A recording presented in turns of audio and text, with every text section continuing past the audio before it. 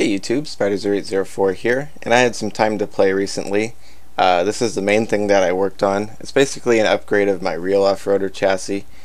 You could say a performance upgrade, and performance doesn't necessarily mean speed. It's a part of it, but I don't really like anything to go faster than around 75 miles an hour in Gmod, because if you go much faster than that, you're always turning, and you don't ever really get to go straight.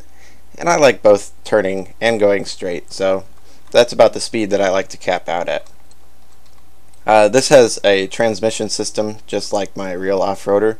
5 gears, but the final drive is a 1-to-1 instead of a 2-to-3. I'm using torsion bars for all 4 of my wheels just because they're simple and I didn't want to mess around with any new type of suspension, so I just slapped those on there.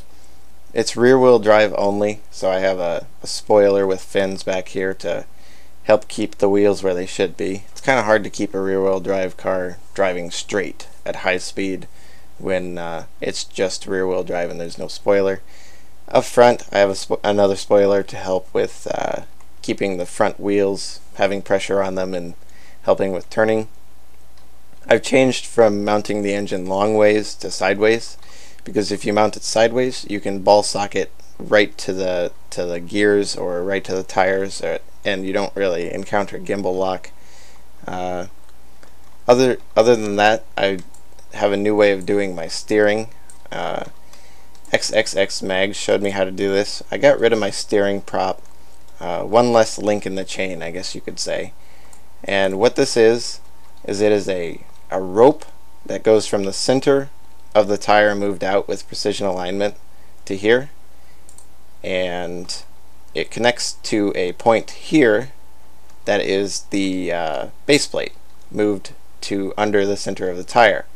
And this works with suspension, but it allows you to have a turning radius, I guess you could say. If I can freeze my prop here, I could show you. There we go. So you can see it creates a nice happy motion.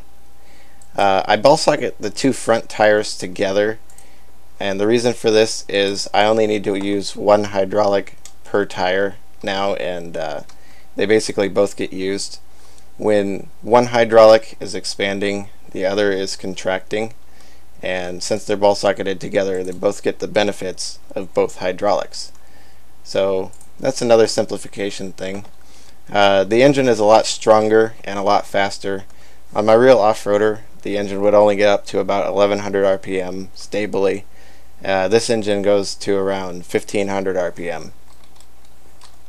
The back wheels on this are done the same way as the front wheels, with that rope turning way, but it has 2 ropes per wheel, from the center of the wheel here to the base plate here and here to stop it from turning. I found that the ropes are a lot more stable than an advanced ball socket at high speeds, like say 80 miles an hour.